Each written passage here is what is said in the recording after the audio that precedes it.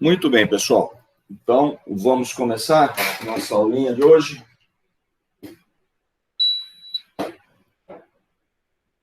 Deixa eu ligar o ar aqui, tá?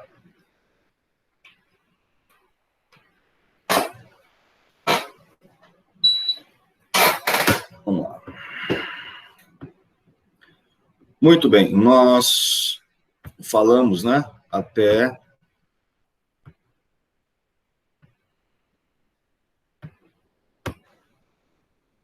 aparecendo? Tá tudo bem? Tá tudo preto, professor.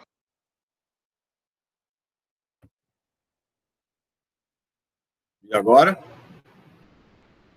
Agora sim. Tá bom, então. Então, vamos lá. Nós falamos dos diuréticos, falamos dos bloqueadores beta e bloqueadores alfa, foi isso? Antagonista beta. Isso, a gente estava falando dos antagonistas alfa-1. Isso. E terminamos o alfa-1.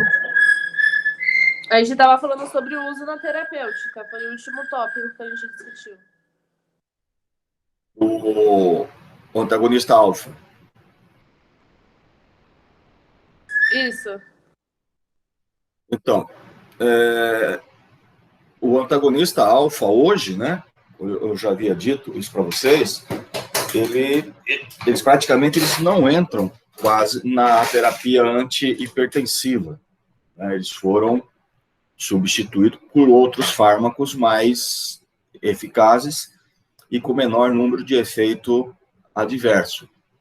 Mas se descobriu aí uma outra utilização clínica, né, para esses antagonistas alfa, que é em casos de hiperplasia de próstata, né, benigna.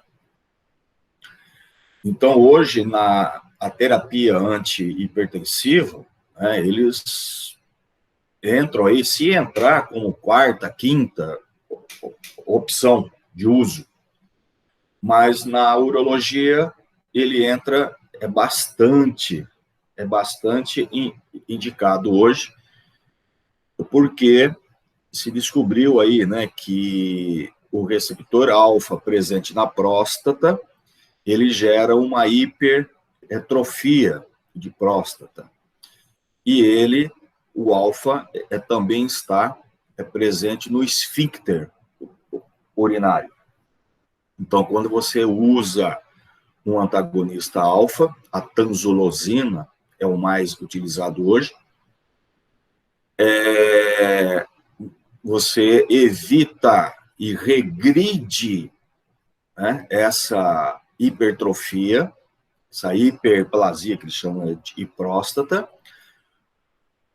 gera o relaxamento de esfíncter, facilitando bastante a micção. Então, essa é hoje a principal indicação dele. Lembrando que esses antagonistas alfa, quando utilizados como antihipertensivos, normalmente eles precisam ser associados. Difícil você conseguir utilizá-lo como antihipertensivo em monoterapia, porque um dos efeitos adversos que ele gera é taquicardia. Então, você vai precisar de um bloqueador beta junto. E gera também retenção hídrica. Você vai precisar de diurético. Certo? Então, imunoterapia é difícil. Tudo bem, gente?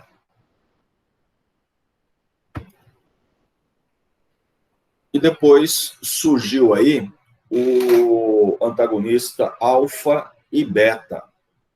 É no mesmo fármaco. Esses fármacos, nós temos o labetalol e o carvedilol. O carvedilol, ele é bastante utilizado hoje, não assim como antihipertensivo, ele até é usado, mas ele entra hoje, é bastante no tratamento da insuficiência cardíaca. A gente vai comentar sobre isso quando falarmos da insuficiência. Então, o carvedilol, ele foi aprovado, né, para o tratamento da hipertensão e insuficiência cardíaca sintomática. Em relação à potência de bloqueio alfa e beta, ele é muito mais o bloqueador beta do que alfa. A relação de bloqueio está aí aproximadamente na relação de 1 para 10, né? 1 alfa para 10 beta. Tá? Se usa ele associado aí a diuréticos, associados a IECAs, né? E isso tem demonstrado um resultado muito bom, com uma diminuição significativa de mortalidade. Esses bloqueadores beta, a gente vai falar mais detalhadamente, posterior, mas eles não podem ou não devem, né, ser utilizados na insuficiência descompensada, né? E a insuficiência compensada ou descompensada, depois a gente vai falar sobre isso. Mas só para se ter a noção, a descompensada é quando aquele paciente com a insuficiência, ele já está gerando, né, uma congestão. O coração ele já não está conseguindo mais ejetar o seu débito. Então, já está com uma redução e débito cardíaco. Então, esse é o bloqueador alfa e beta. Perguntas? Tudo bem?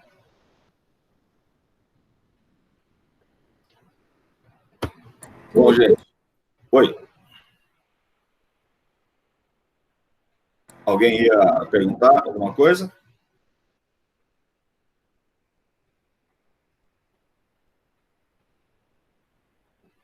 Então, vamos em frente.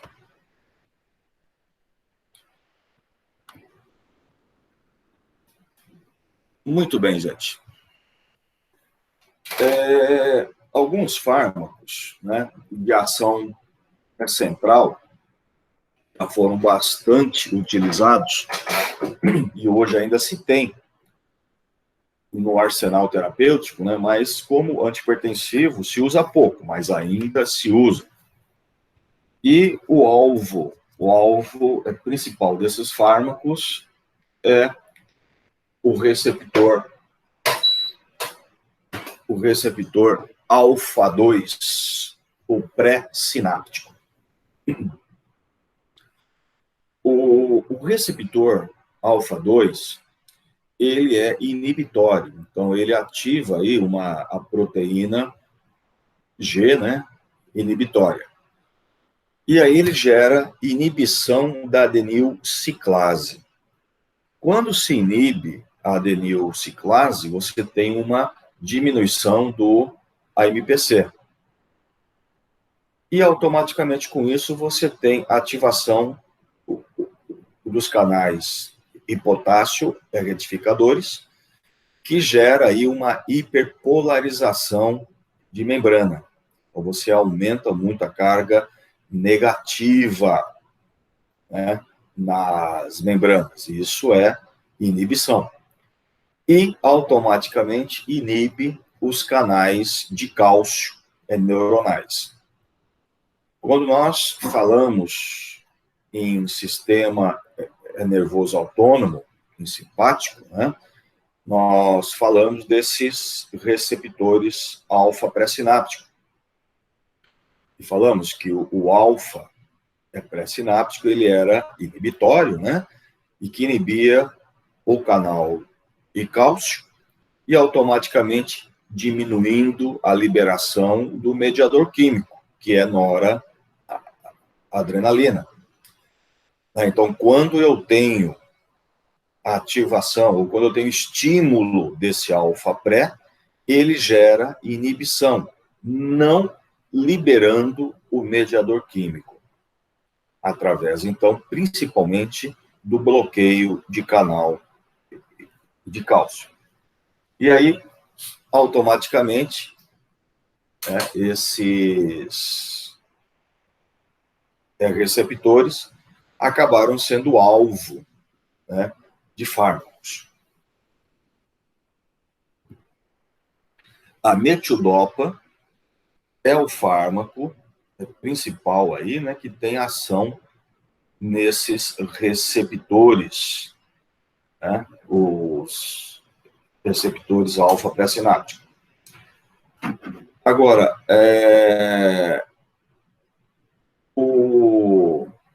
a metildopa, ela é considerada um pró-fármaco, né?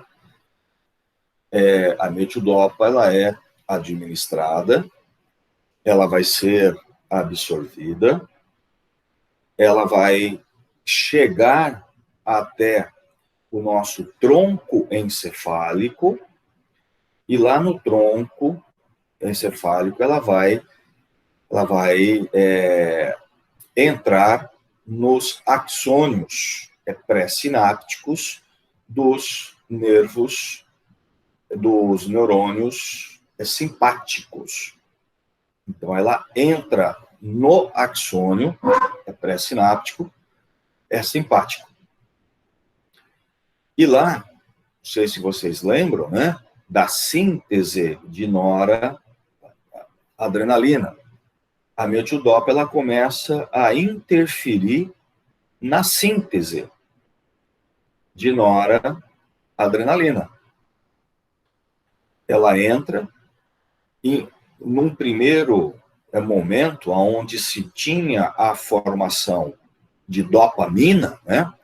Não sei se vocês lembram, mas a síntese de nora, ela começa lá em cima, com a tirosina, né, se transformando em dopa, aí a dopa se transformando em dopamina, aí a dopamina, ela entra na vesícula, né, de armazenamento, e lá dentro, por ação enzimática, se transforma em noradrenalina.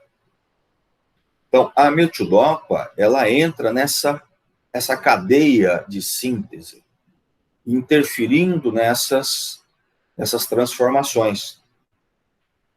E ela começa a ser percebida já na formação da dopamina, aonde pela interferência da metildopa você não consegue ter a síntese de dopamina, você passa a ter a síntese de metildopamina. Já é uma outra substância, não é? E essa metildopamina, ela é lançada para dentro da vesícula de transformação, que pela ação enzimática, que deveria dar origem à noradrenalina, você não consegue ter essa síntese. Em vez de formar noradrenalina, agora, pela ação da metildopa, você vai ter a formação de alfa-metil-noradrenalina. Alfa-metil-noradrenalina. Ok? Então,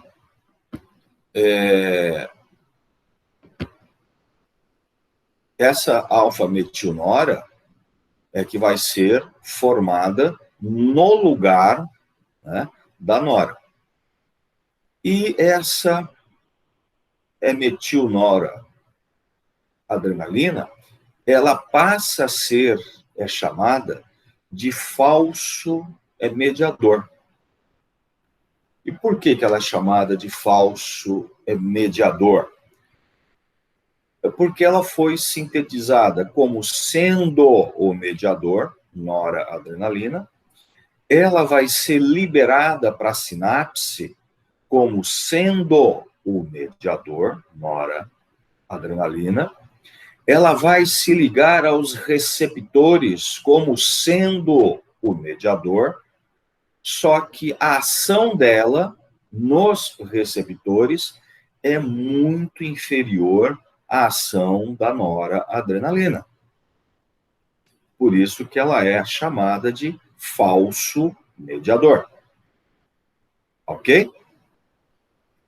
Só que ela tem uma particularidade. Gente, tá tudo bem? Tá todo mundo ouvindo? Ouvindo bem? Sim. Beleza. Então, essa alfa-metilnora tem uma particularidade. Eu disse que ela é lançada como sendo o mediador, né? Ela vai para a sinapse, vai se ligar aos receptores, tudo bem. Tem fraca ação nos receptores, mas ela tem uma particularidade. Quando ela chega na sinapse, ela tem uma ação no alfa-2 pré-sináptico.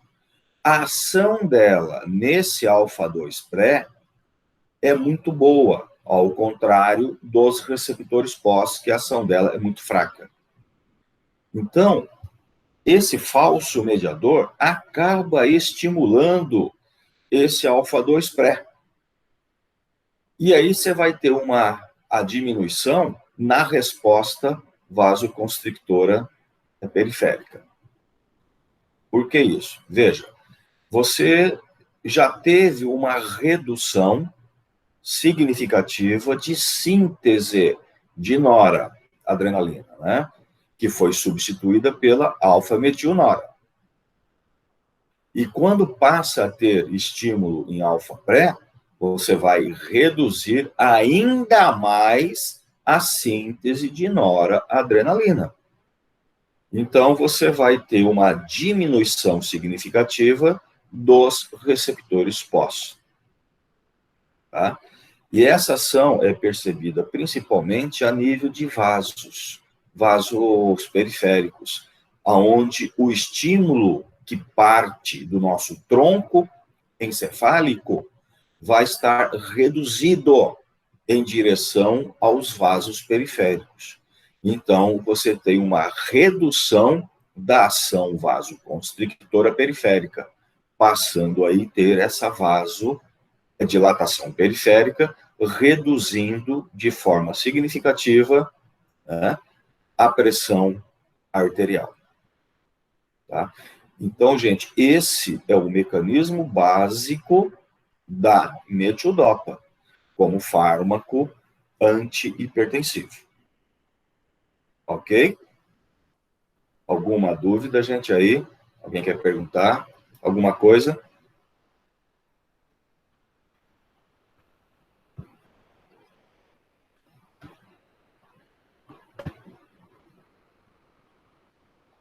Por enquanto não, prof, tá tranquilo. Beleza, então. Muito bem, continuando, então. Bom,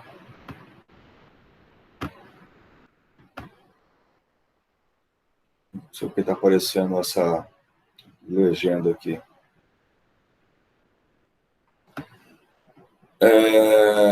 Muito bem.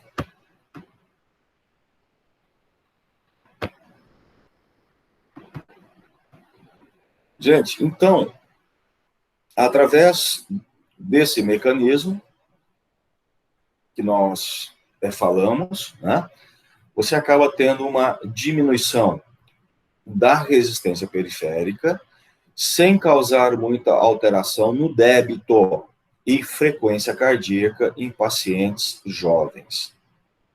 Por que em pacientes jovens? Qual a diferença do paciente jovem para o paciente idoso? Alguém lembra? Em relação a receptores? O idoso tem mais receptores alfa nos vasos sanguíneos do que, em geral, do que o jovem. Quando a pessoa vai ficando mais velha, ela vai fazendo como se fosse uma substituição dos receptores. Então, o jovem, ele tem mais o quê? Beta. Tem mais beta, né? E o beta é que mantém o débito, né, com força e frequência cardíaca. Por isso que em jovens você percebe menos isso, ok? No idoso pode ocorrer a diminuição do débito em consequência da redução de frequência, né, por falta já de receptores beta, e do volume sistólico, que é um efeito já secundário ao relaxamento das veias e uma redução de pré-carga. Então, você percebe essa diferença na ação, né, no efeito farmacológico, entre o jovem e idoso.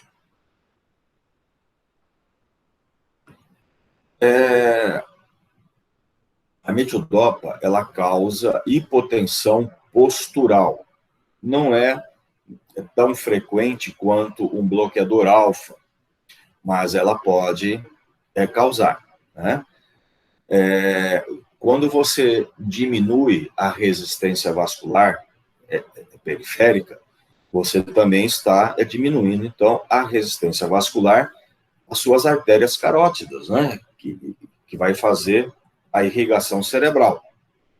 E aí, quando esse paciente, fazendo uso da metidopa, ele muda de posição, muda, né, de postura tal, ele pode ter essa falta de pressão suficiente para manter a irrigação cerebral. E aí ele pode ter, aí, então, hipotensão.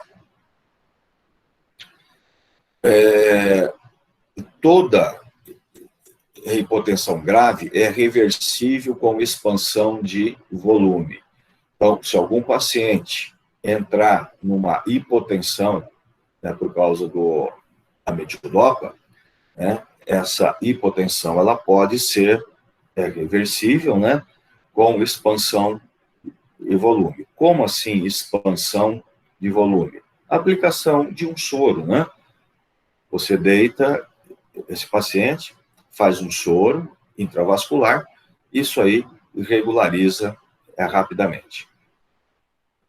O fluxo renal é mantido e a função renal normalmente não se altera, tá?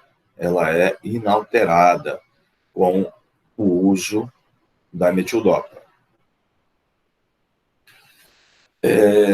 O uso da metidopa, em muitos pacientes, é percebido aí uma pseudo-tolerância.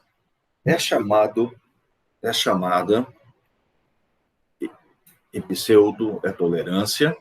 Deixa eu ver, tem alguém chamando para entrar. Okay.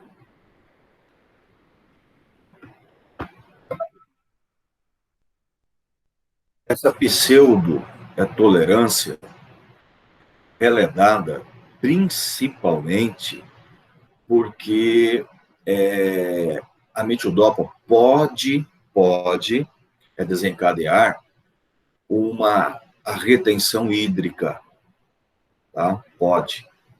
E essa retenção hídrica, ela poderá aumentar a pressão em alguns dias. E isso acontece principalmente no início de tratamento. Então, percebe-se, né, aí uma redução do efeito dela. É por essa retenção hídrica. E quando isso acontece, é chamado de pseudo-tolerância, porque a tolerância se dá sempre a nível de receptor. E essa aqui não é a nível de receptor, é a nível de um efeito fisiológico, né?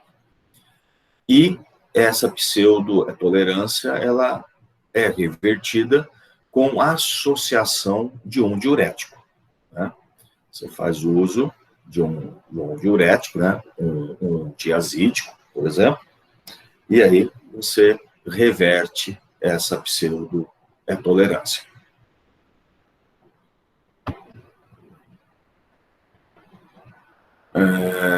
A metildopa, ela é administrada por via oral, né?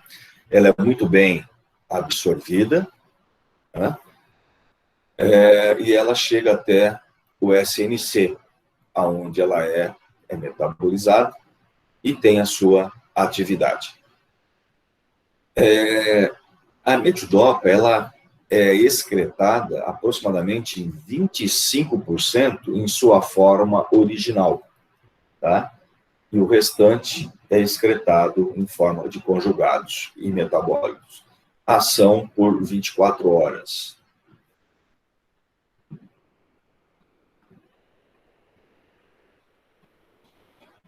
Bom,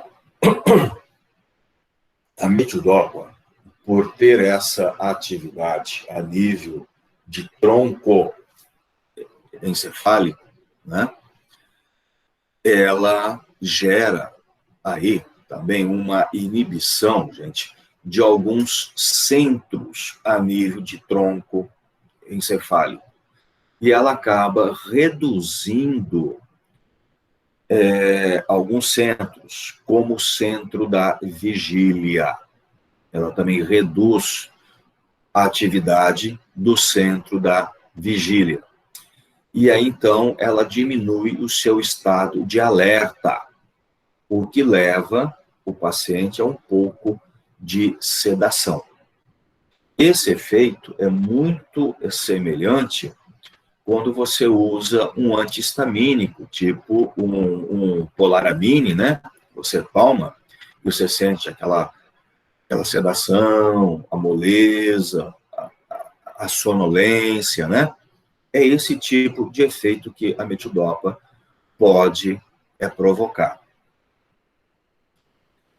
E esse efeito, gente, ele precisa ser alertado ao paciente, porque o paciente, muitas vezes, quando ele não é alertado sobre isso, na sua forma leiga de entender as coisas, ele entende que ele está mole, ele está com sono, ele está, né, sem força, tal,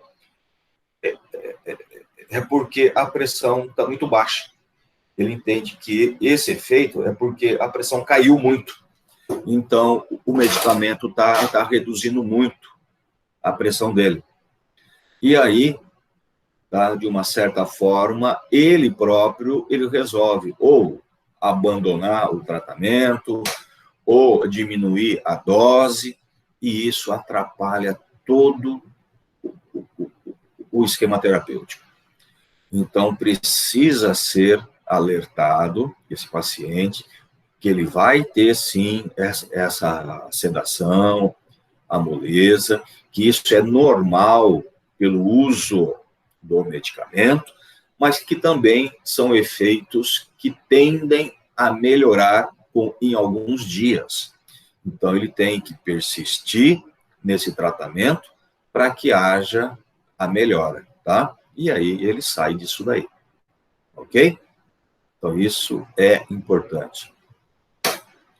Alguns pacientes podem ter depressão, né, em alguns casos, provocados pelo uso da metildopa. Essa depressão, gente, a gente não encontra assim, né, garantindo, tá, o que seja. Mas hoje nós sabemos que existe também receptor alfa-pré em neurônios serotoninérgicos, né? E que faz a mesma coisa, inibe a liberação de serotonina, né? Então, provavelmente, esse efeito depressivo aí que a metildopa pode provocar, em alguns casos, esteja relacionado aí com esses receptores alfa-pré, né, em neurônios serotoninérgicos. Ok? Tudo bem, gente? Tudo bem. Tudo bem, então.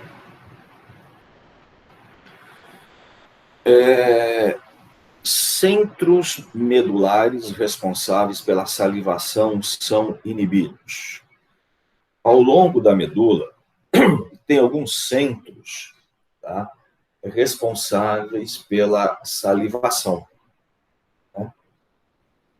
E, ao inibir a parte autonômica a nível de tronco encefálico, você acaba também inibindo esses centros medulares.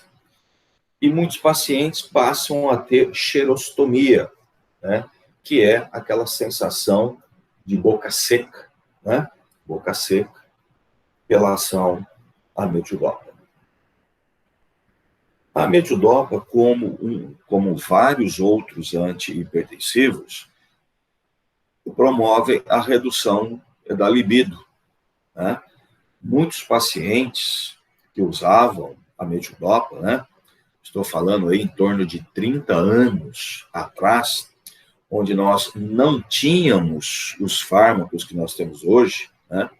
Onde a metidopa era o carro-chefe no tratamento da hipertensão, se usava muito a metidopa, né?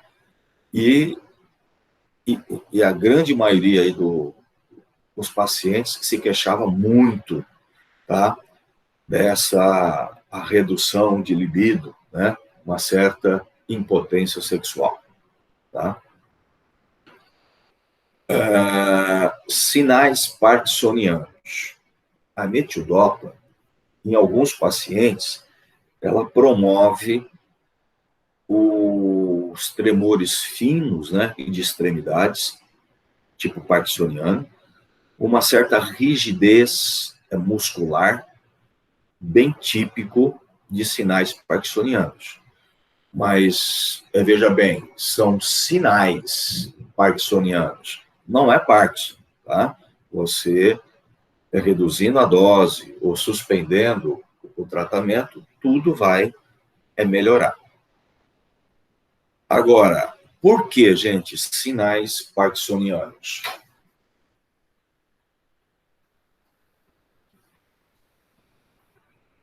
Vocês fazem alguma relação aí do uso da metidopa e Parkinson?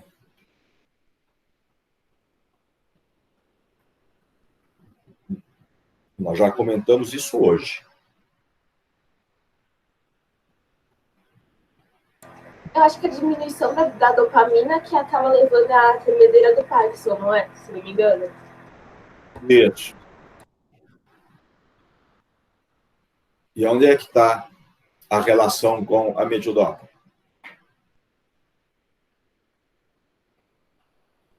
A metidopa, ela é liberada na fenda sináptica, no lugar da metidopa, e aí acaba diminuindo o nível desse mediador químico, eu acho. A metidopa, ela age na síntese de noradrenalina, não é?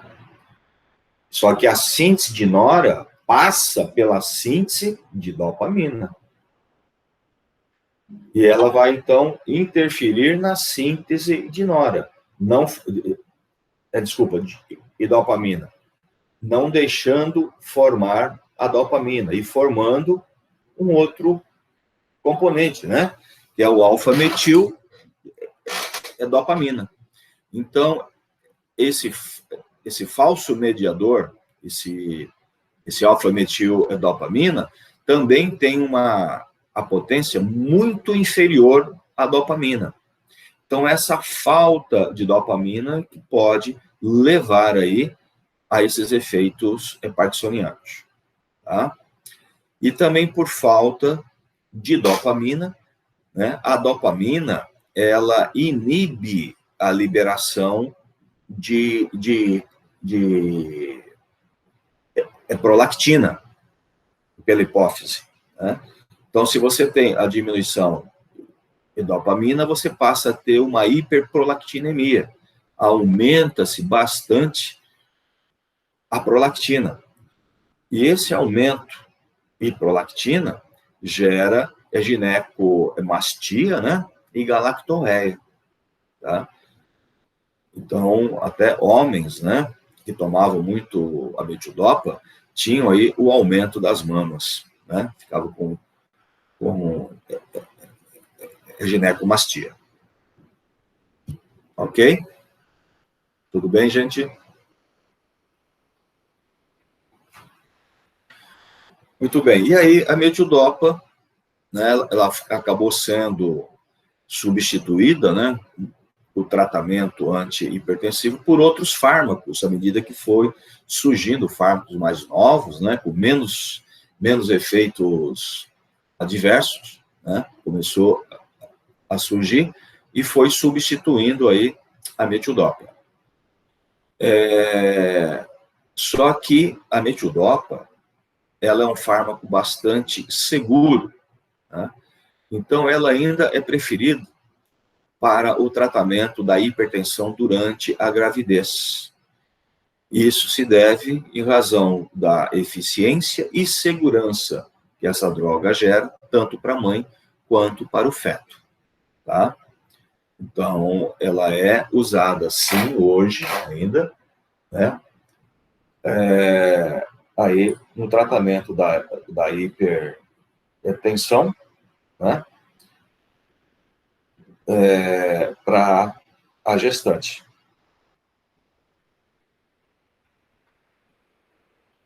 Ok? Muito bem. E gente, a metildopa, ela pode provocar uma anemia hemolítica, tá? E uma hepatotoxicidade. Isso é muito perigoso, isso precisa ser observado, tá?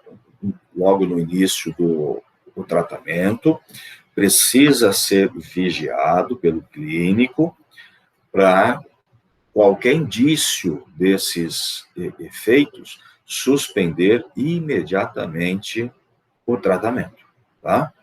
Anemia hemolítica e hepatotoxicidade.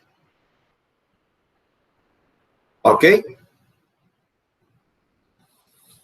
Beleza? Beleza. Tudo bem.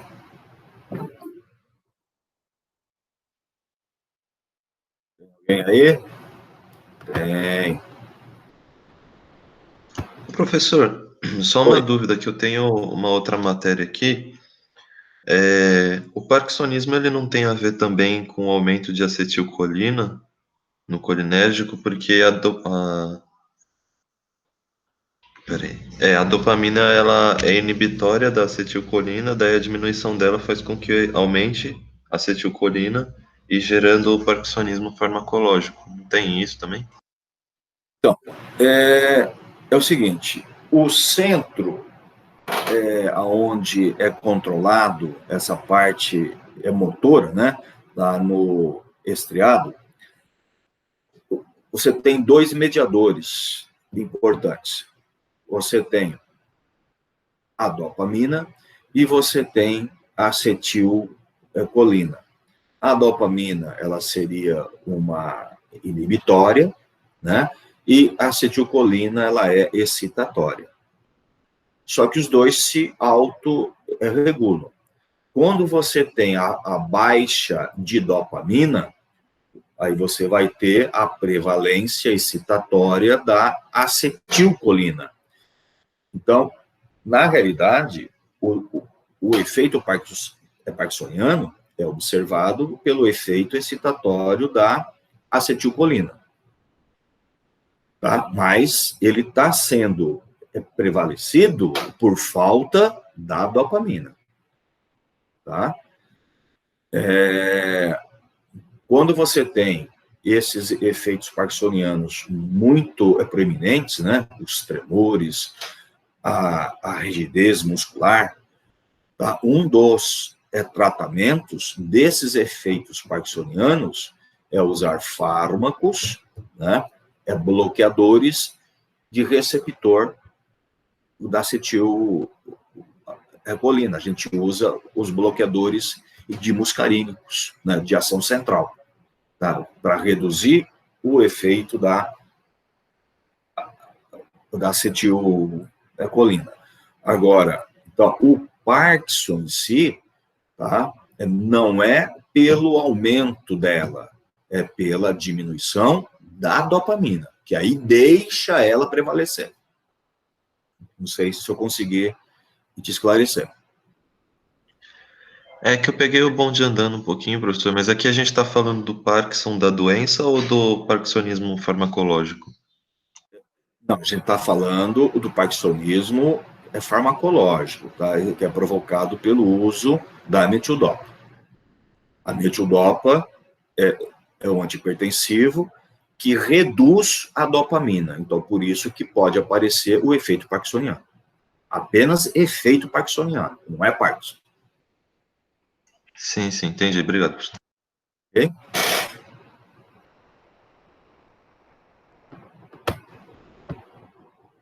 Tudo bem, gente? Até aí? Muito bem. Tudo. Gente, eu vou pedir 2 minutinhos só, tá? 2 minutinhos, por favor.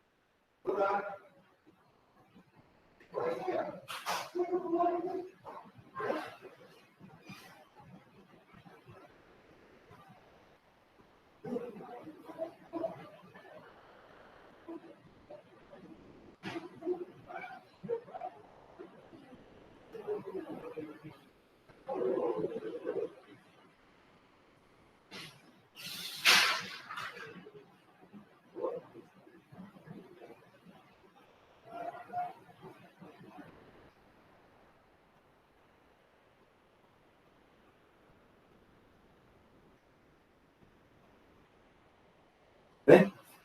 Lugar.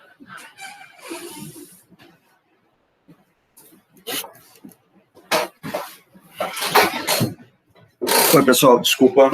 Estou de volta.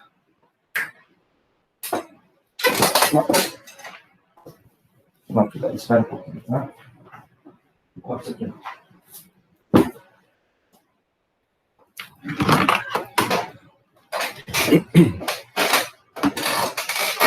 Bom, a clonidina, gente, é um outro fármaco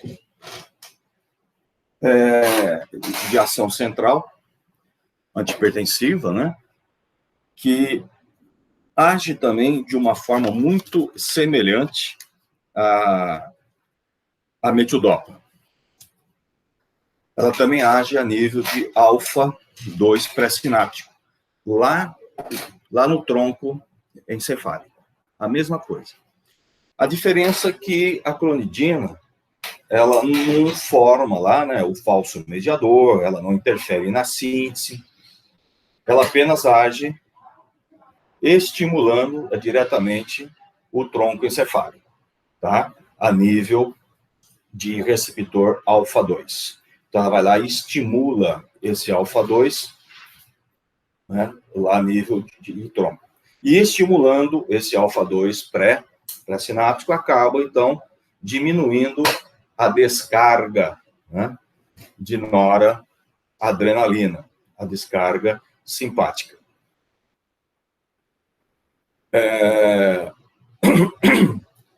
Esse fármaco, gente, a clonidina, ela também foi deixando, né, de ser utilizada, apesar que ainda se usa, ainda você encontra no mercado, e acabaram descobrindo outras atividades também da clonidina. Descobriram que quando você estimula esses receptores alfa-2 a nível central, tá, você acaba tendo uma ação importante na nocicepção, né, que é a percepção de dor. Esses fármacos acabam sendo utilizados para ajudar a inibir a dor. A clonidina, ela é usada hoje por anestesistas, tá? Então, se usa ela aplicada junto com anestésicos, né? É geral, para aliviar a percepção de dor, tá? Ela é muito utilizada em ambiente hospitalar, tá? Bom, a clonidina, ela vai acabar, então, reduzindo a pressão arterial, né, por ação sobre o débito cardíaco e a resistência periférica, né, porque inibindo a noradrenalina a efeito central, você acaba tendo aí toda essa redução à atividade simpática. Então, você diminui aí o tônus, né? É simpático, é cardíaco, reduz a contratilidade, a frequência, podendo, em pacientes susceptíveis, promover até uma insuficiência cardíaca, né, congestiva, tá? Então, pacientes que já tendem, né, a ter algum grau de insuficiência, né, precisa tomar um certo cuidado ao uso da clonidina. Bom, a mesma forma que a metidopa, né, por inibir lá o tronco, inibindo alguns centros importantes a nível medular, você acaba tendo também a sedação, que nós comentamos com a metidopa, a xerostomia, tá? Também aquela sensação de boca seca, né? Acompanhada de ressecamento de mucosa, tal, dos olhos, edema e dor nas glândulas parótidas, né? Porque você vai bloquear esse estímulo. A clonidina também pode provocar hipotensão postural, mesma coisa que a metidopa. A disfunção erétil também em alguns pacientes, tá? Uma coisa que é importante, precisa ser avisado aos pacientes, não interromper de forma súbita o uso da clonidina. Se o paciente vem fazendo uso como medicamento antihipertensivo, a clonidina, tá? E ele vai interromper, ele precisa fazer desmame. Não pode interromper de forma súbita. Por que não pode? Porque, veja, a clonidina, como o caso da metidopa, a metidopa é menos, tá? Mas a clonidina se percebe mais. E por quê? Porque a clonidina, a ação dela, tá, é estimular diretamente o alfa pré-sináptico. E quando você estimula o receptor, você tem o quê? Você tem uma dessensibilização. Então, quando você está usando a clonidina, você passa a ter uma dessensibilização de alfa-pré. Quando você interrompe o tratamento de forma súbita, você fica o quê? Com uma deficiência de alfa-pré, porque ele foi dessensibilizado, e você passa a ter uma prevalência do receptor beta-pré. E aí, com o predomínio de beta-pré, você passa a ter aumento da descarga simpática. Então, aí você inverte a situação.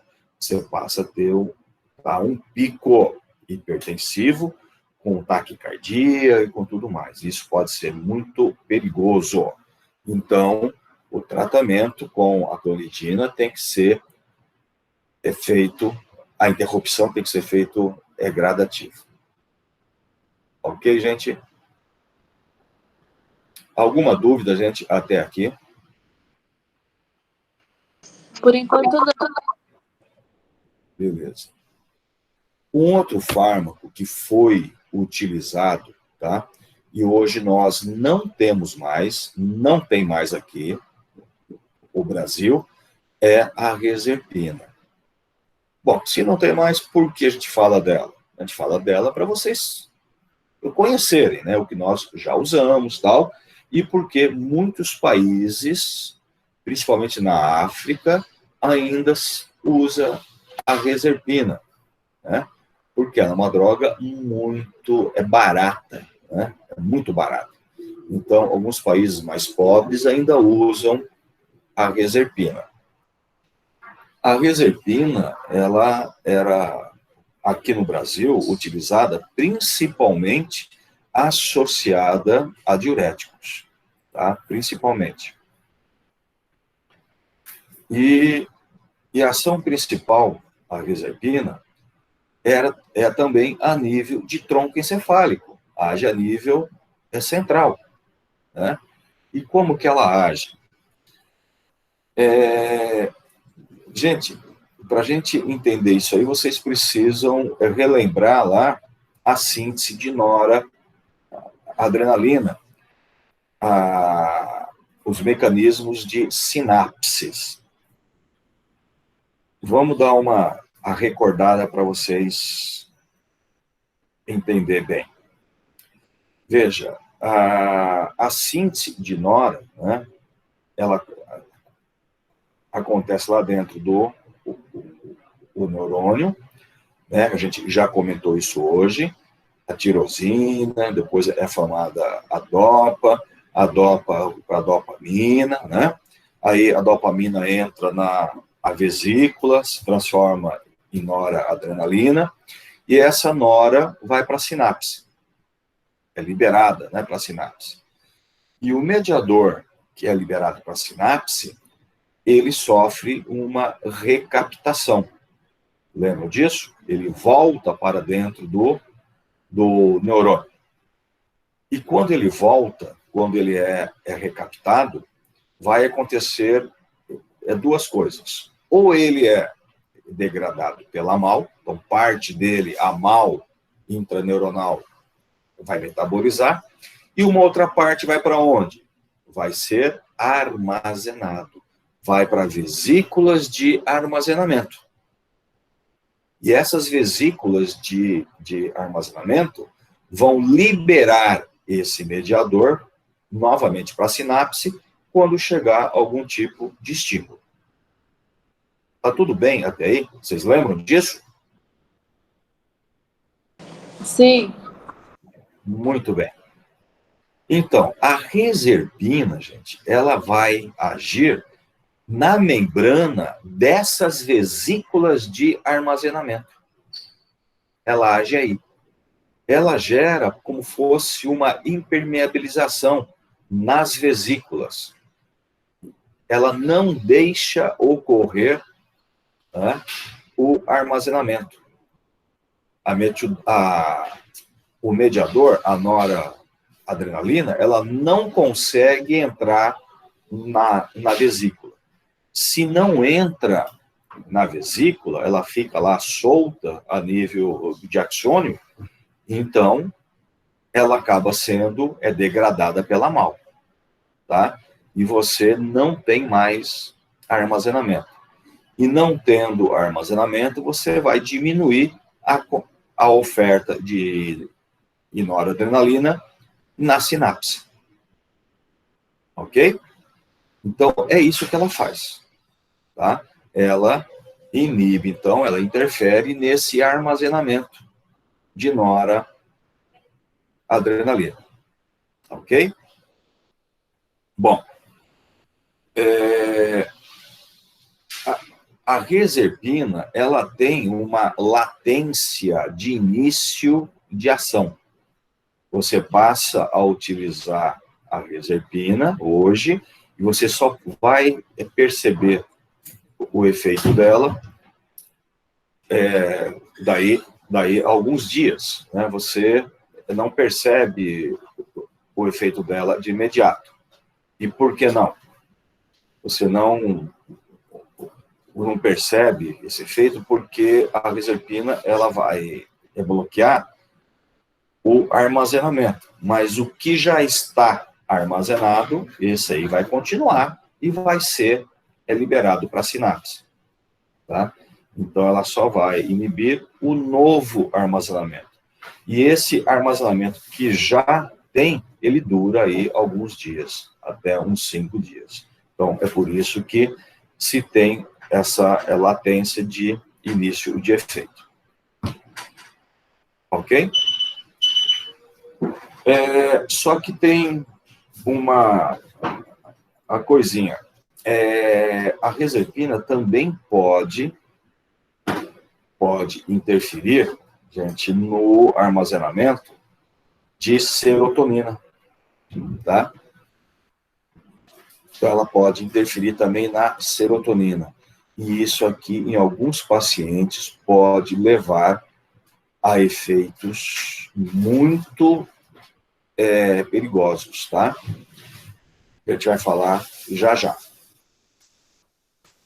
A recuperação simpática requer síntese de novas vesículas.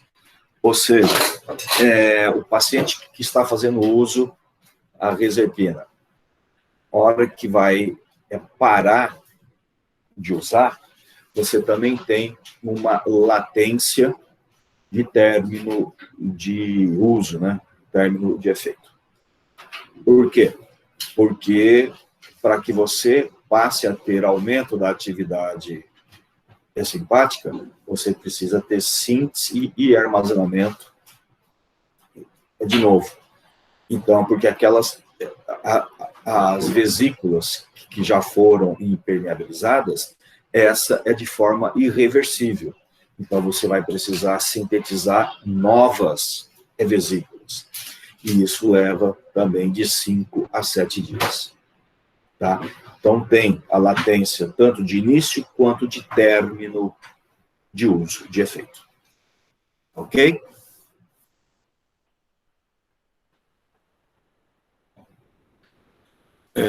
Em terapia prolongada ocorre uma redução de débito e da resistência vascular periférica, né, pela diminuição da atividade simpática por falta de mediador. Também pode provocar a hipotensão ortostática, né, queda da frequência cardíaca e da renina, e também leva à retenção de sódio e água, o que vai provocar aqui também a pseudotolerância. É por isso que ela era utilizada associada, né, associada a diurético, tá? Já para ter esse efeito evitado, ok? Bom, a mesma coisa que a metildopa, que a clonidina, né? Também tem aquela ação central, pode provocar a sedação, incapacidade e concentração e executar as tarefas complexas. Então, você acaba ficando mais lento, né? Em razão a diminuição dessa atividade desses centros a nível medular. E aqui que leva ao efeito grave, principalmente por agir também sobre a serotonina, pode ter uma depressão psicótica ocasional, e é mais grave e pode levar esse paciente ao suicídio. Então, essa era uma das grandes preocupações, né, no uso da reserpina, né, levar esse paciente a um quadro depressivo psicótico, tá? E aí você poderia ter até o suicídio. Então, essa era a grande preocupação, tá? Então, aos primeiros sinais de depressão, deve-se interromper imediatamente o uso da reserpina, tá? E a depressão pode durar até meses após a interrupção. Então, até normalizar, regularizar Tudo isso leva algum tempo. Ok, gente? Alguma dúvida até aí? Tudo certo, professor, sem dúvidas. Beleza. Tá tranquilo, prof. Muito bem. Nós estamos indo rápido, hein? Bem rápido.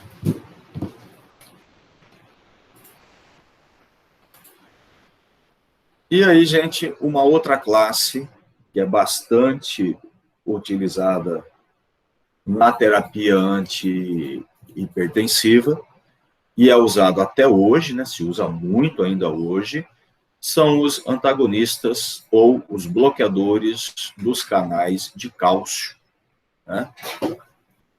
E aí nós temos alguns fármacos utilizados. Bom, então para a gente começar a falar sobre esses fármacos, eu vou só dar uma introduçãozinha aqui. Nós temos canais específicos de cálcio, né, em nossos músculos. E as nossas veias, as nossas artérias, o coração, são músculos, né, e que precisam de cálcio. E há uma diferença nesses canais conforme a região. Como, por exemplo, as nossas artérias, tá? Os canais de cálcio é do tipo que nós chamamos do tipo L. Canais de cálcio do tipo L. São sensíveis a voltagens. Então, são chamados de canais L. E medeiam, então, a entrada de cálcio extracelular nos miócitos, né? De células lisas, cardíaca, nas células do nodo SA, AV, em resposta a uma despolarização elétrica. Bem, esses aqui, então, são do tipo L, tá? As nossas veias também têm canal de cálcio, só que é de outro tipo. É canal T, de tio, tá? Canal T. Então, veja, artéria é canal L, veia, canal T, tá? Esses fármacos antagonistas do canal de cálcio são fármacos que vão bloquear os canais tipo L, tá? L. Então, eles vão inibir o influxo, né, a entrada de cálcio pelo canal L. Ok? Então, esses fármacos vão estar agindo a nível de artéria e não agem a nível de veias, tá? São detalhes importantes, tá, gente? Então, eles acabam, o quê?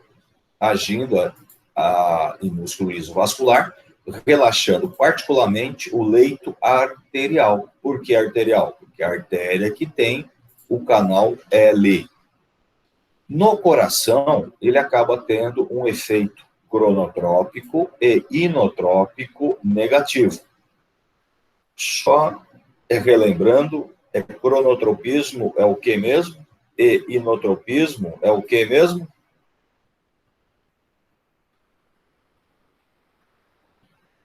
Força de contração e o tempo que ele vai fazer a contração. Como é que chama isso? Esqueceram, é? Cronotropismo é frequência cardíaca. Inotropismo é força de contração cardíaca. Se é efeito negativo, então vai haver uma redução, né, desses efeitos. E a nível de nódo SA e AV, eu tenho aí um retardo na condução, né? Por isso que eu levo aí ao cronotropismo e inotropismo é negativo.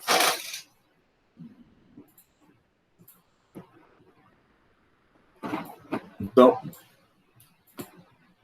aí tá. O coração, tá? Eu tenho algumas áreas que eu tenho especificamente o canal T, tá? Então, eu tenho algumas áreas L, mas eu também posso ter algumas áreas T, tá? E a nível de vaso, as artérias, eu tenho canal L, e veias, eu tenho predomínio de canal T. Ok? Houve já um fármaco que bloqueava tanto o canal L quanto o canal T. E esse fármaco teve que ser retirado do mercado. Por quê?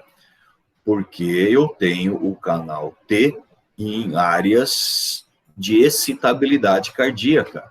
E ao bloquear esse canal T nessas áreas, eu gero bloqueio cardíaco. E aí eu tenho a parada cardíaca. Então, não é interessante eu ter um bloqueador de canal T, e sim somente um bloqueador do canal L. Ok?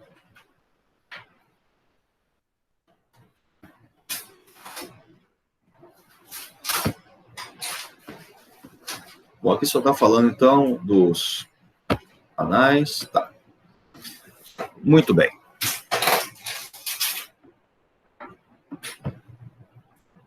Vamos lá. Aí, gente, então, surgiu aí no mercado duas subclasses, né? As dihidroepiridinas e as não dihidroepiridinas. As dihidroepiridinas são aquelas que agem mais especificamente, mais seletivamente, tá? A nível de músculo,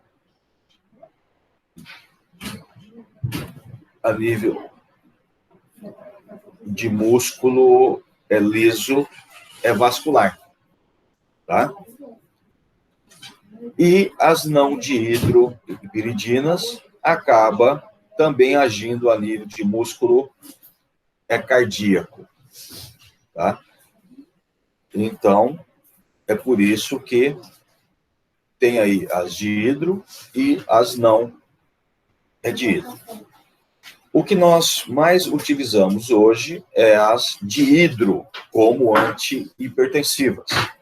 As não dihidro, por agirem mais a nível de músculo cardíaco, nós utilizamos aí o diltiazem ou o verapamil, mas em situações de arritmias cardíacas. São mais antiarrítmicos, tá? Para regularizar aí a entrada de cálcio, né, a nível e coração. Ok? E as dihidroepiridínicos agem mais a nível de vasos. Ok? E tinha antes aí, né, o tetralol, o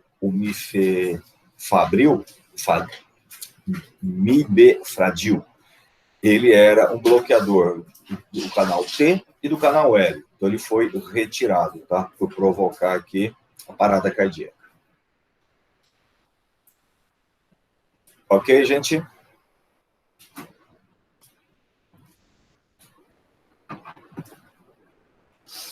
Muito bem. Sim. Não. Isso aqui é só para vocês terem a noção aqui. Muito bem. Informe.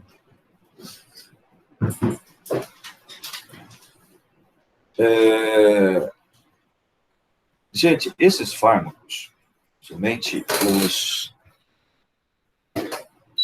os dihidropiridínicos, né? Eles diminuem a resistência vascular, tá? Coronariana, e aumentam também o fluxo sanguíneo. Então, em algumas situações, tá, são interessantes, né, de angina, tal, para melhorar aqui esse fluxo cardíaco.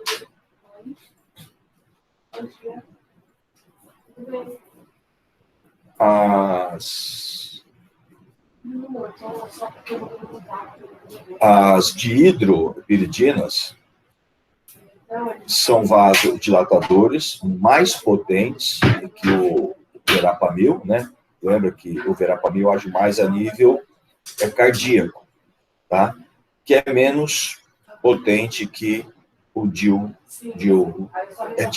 O diltiazem, ele também, além de agir a nível cardíaco, ele também age um pouquinho a nível de vasos, tá? E esses efeitos dependem principalmente, né,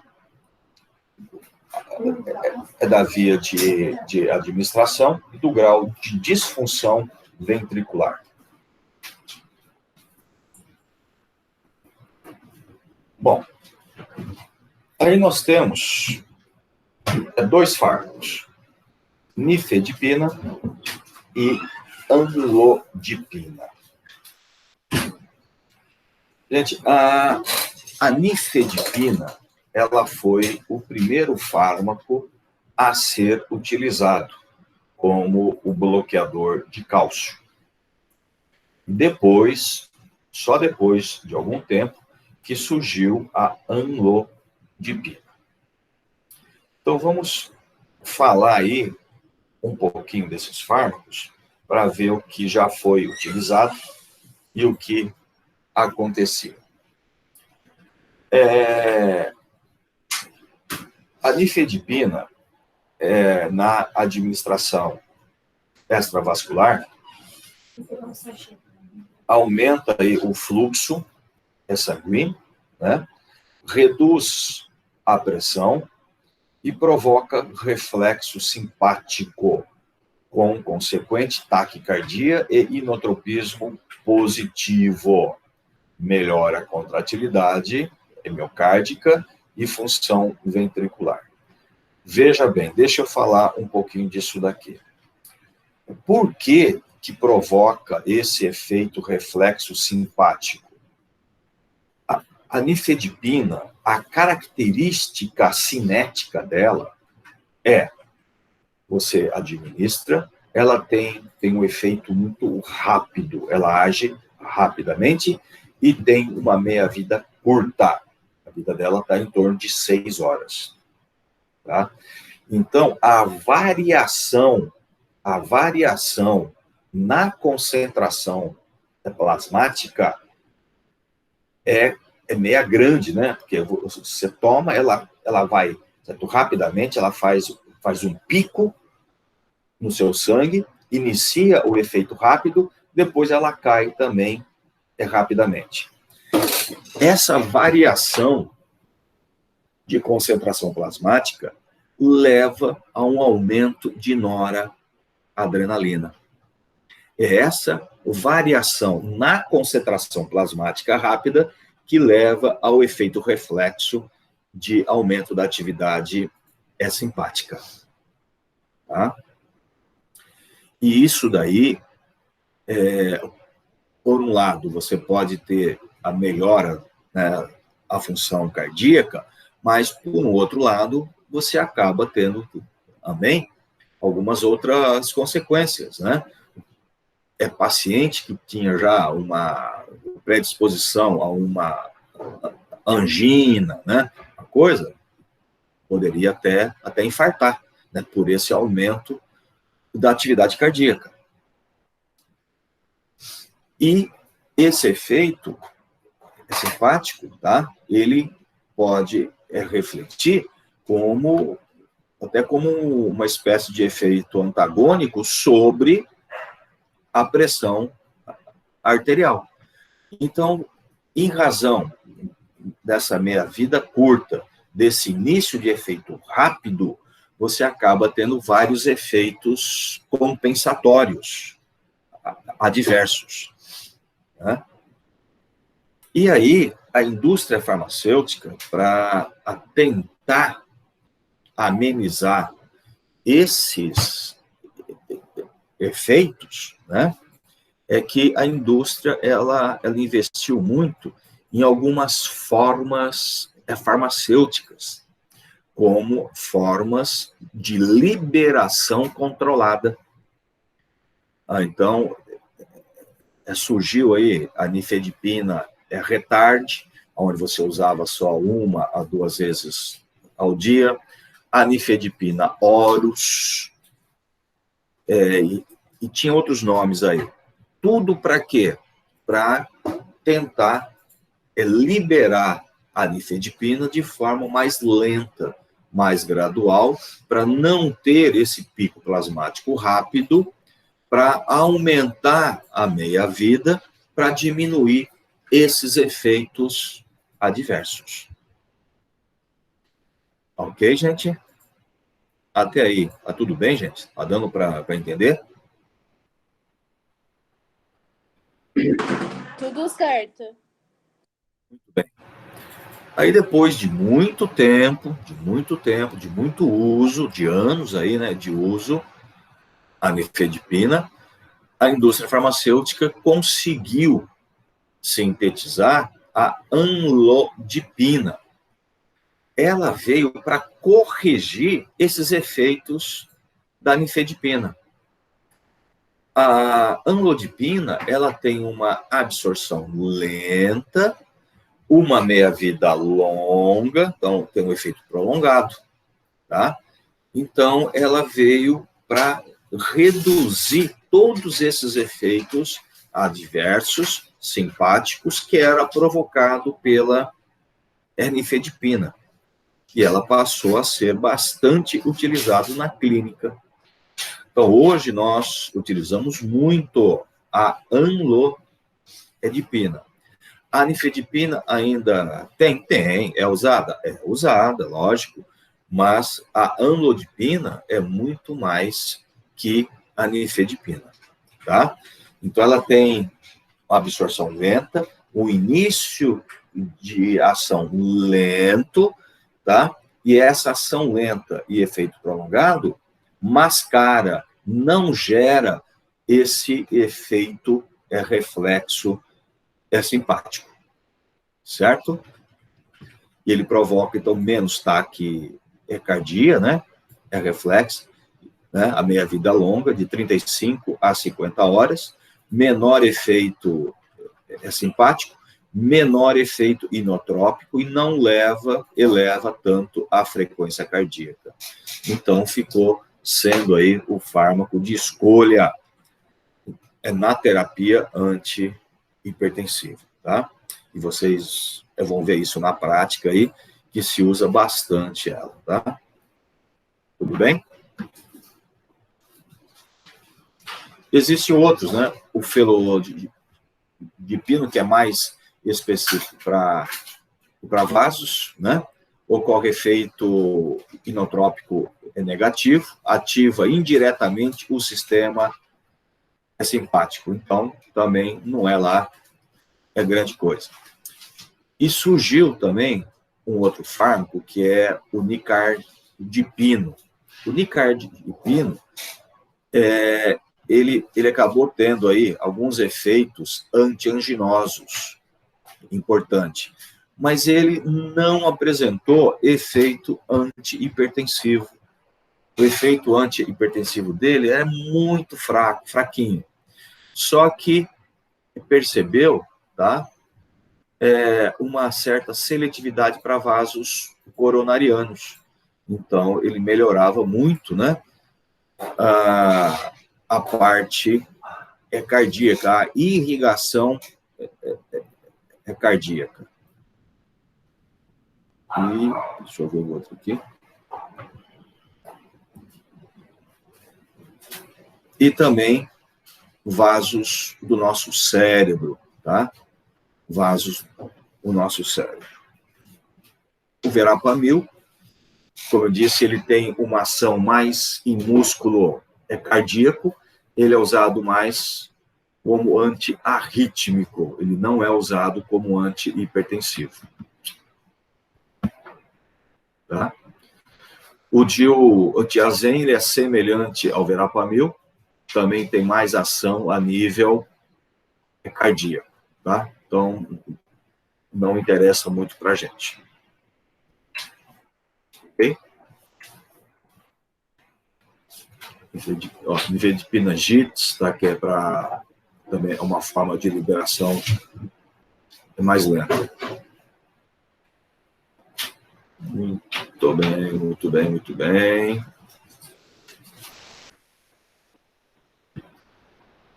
Bom, gente, aqui o uso clínico dos antagonistas em canal cálcio, eu vou ter que falar sobre várias coisas, tá?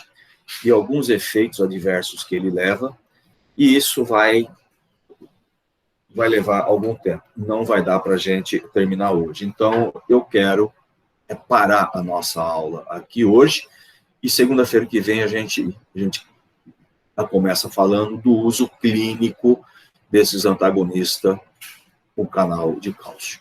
Tudo bem, gente? Tudo bem. Então, só um minutinho.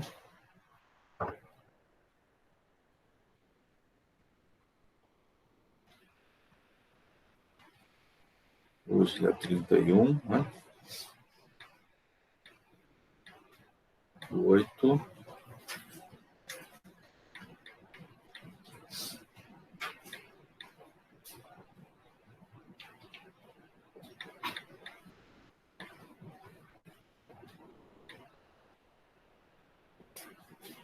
Sobre o canal de cálcio.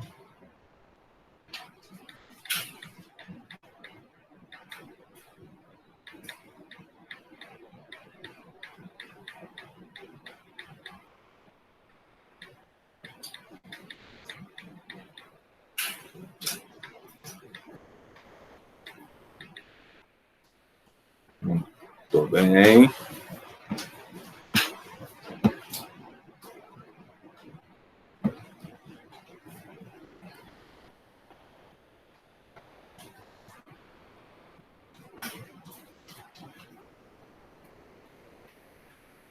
Deixa eu entrar aqui no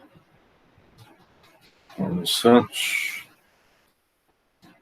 já para colocar a presença para quem está aí.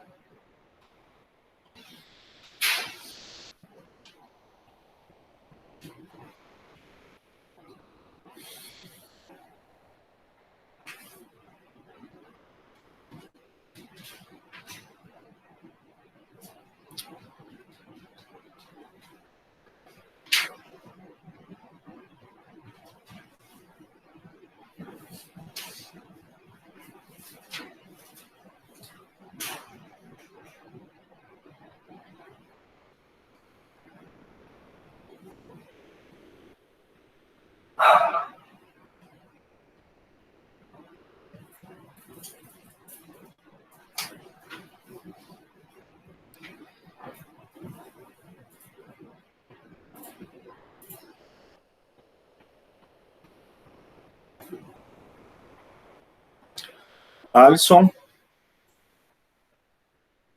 Tá aí ou não? Amanda? Ok. Ana Maria? Eu? Beatriz Fonseca. Beatriz Fonseca.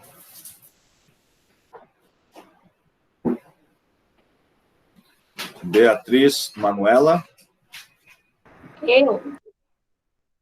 Daniel.